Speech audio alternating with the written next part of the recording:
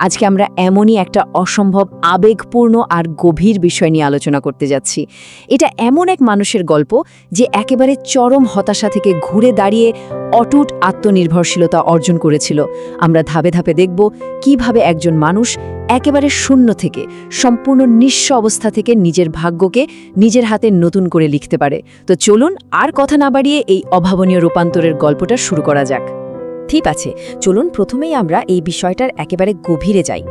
চোখের সামনে একটা দৃশ্য একটু ভাসিয়ে তোলার চেষ্টা করুন তো। এক নিস্তব্ধ গভীর রাত, চারদিকে পিং পতন নীরবতা, আর সেই নীরবতার মাঝে একটা ছোট্ট ঘরের এক কোণে বসে আছে একটি ছেলে। সে সম্পূর্ণ একা, আর তার দু চোখ বেয়ে অঝরে জল ঝরছে।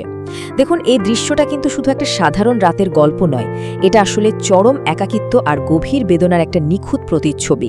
সারাদিন ধরে মানুষের কাছ থেকে পাওয়া রূঢ় কথা, তীব্র অপমান, এগুলো তাকে মানসিকভাবে একেবারে বিধ্বস্ত করে দিয়েছে। তার মনে জমে আছে হাজারো না বলা কষ্ট। এখন প্রশ্ন হলো, ছেলেটির এই বুক ফাটা কান্নার পেছনের আসল কারণটা কি? কারণটা হলো কিছু নিষ্ঠুর শব্দ, যা তার দিকে আক্ষরিক অর্থেই ছুড়ে দেওয়া হয়েছিল। আমরা সবাই জানি, যখন একজন মানুষ আর্থিকভাবে দুর্বল থাকে, যখন তার পাশে দাঁড়ানোর মতো কেউ থাকে না, তখন চারপাশের মানুষের কথাগুলো না একদম তীরের মতো বুকে এসে বাঁধে।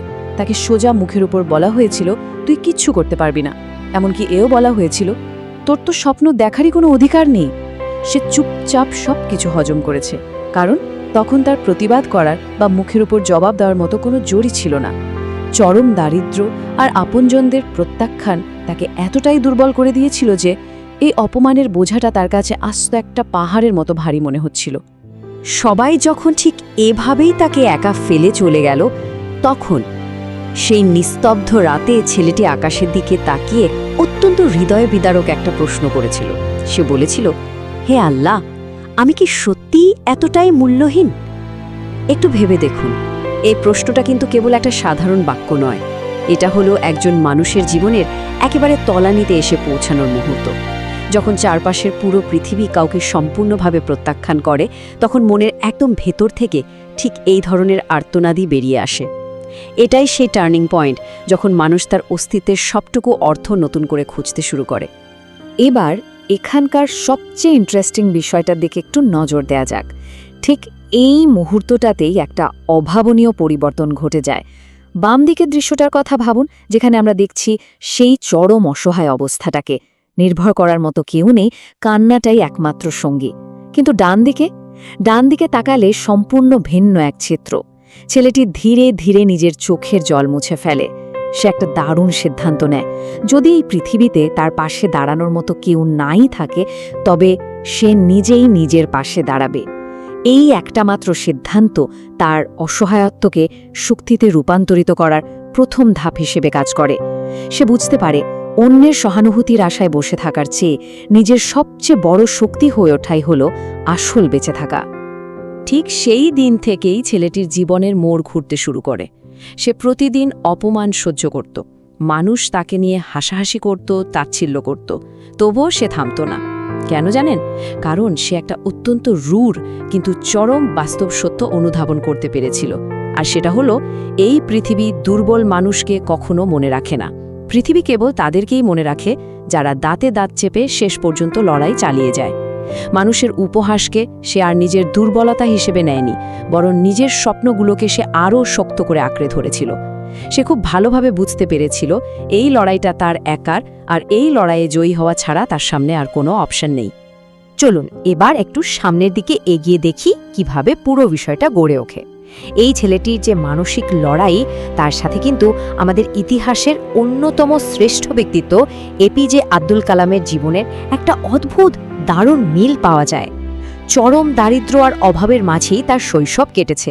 কৈশোরে স্রেফ বেঁচে থাকার তাগিদে তাকে খবরের কাগজ পর্যন্ত বিক্রি করতে হয়েছে। জীবনে অসংখ্য মানুষের অবহেলা আর অপমান সহ্য করতে হয়েছে তাকে। কিন্তু এত কিছুর পরও, এত স্ট্রাগলের পরও তিনি কিন্তু তার নিজের স্বপ্নগুলোকে কখনো মরতে দেননি। কালাম সাহেবের এই জীবনযাত্রা আমাদের চোখে আঙুল দিয়ে দেখিয়ে দেয় যে একেবারে শূন্য থেকে শুরু করেও কেবল অদম্য ইচ্ছাশক্তির জোরে কিভাবে সাফল্যের চূড়ায় পৌঁছানো সম্ভব। আব্দুল কালামের জীবনের মতোই সেই ছেলেটিও বুঝতে পেরেছিল যে জীবনে বড় হতে হলে সবার আগে নিজের ওপর 100% বিশ্বাস রাখতে হয়। এখানে আমরা সেই মানসিক শক্তিরই একটা দারুণ ক্রমবিকাশ দেখতে পাচ্ছি।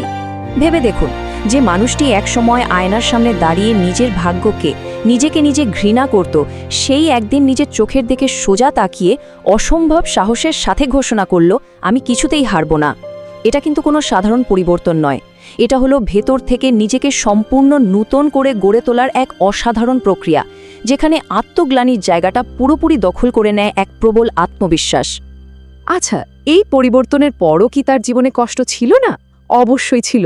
অভাব ছিল, মানুষের অবহেলাও ছিল, ঠিক আগের মতোই। কিন্তু একটা বেসিক বিষয় একেবারে বদলে গিয়েছিল। সে আর ভেতর থেকে ভেঙে পড়ত না, কারণ সে জীবনের একটা ধ্রুব সত্য শিখে গিয়েছিল। আর তা হলো, অন্ধকার রাত কখনো চিরস্থায়ী হয় না। বাইরের পরিস্থিতি যতই কঠিন হোক না কেন, তার ভেতরের ফাউন্ডেশনটা এতটাই মজবুত হয়ে গিয়েছিল যে বাইরের কোনো ঝড়ঝাপটাই আর তাকে টলাতে পারত না। সে পরিষ্কার বুঝতে পেরেছিল এই কষ্টের সময়গুলো কেবল একটা সাময়িক পর্যায় মাত্র, এর বেশি কিছু নয়। এখন এই নির্দিষ্ট গল্পটা থেকে বেরিয়ে এসে আমরা যদি একটু বৃহত্তর পরিসরে তাকাই, তবে কিছু সর্বজনীন সত্য দেখতে পাই, যা কিনা যে কোনো কঠিন সময়ের জন্য একদম পারফেক্টলি প্রযোজ্য।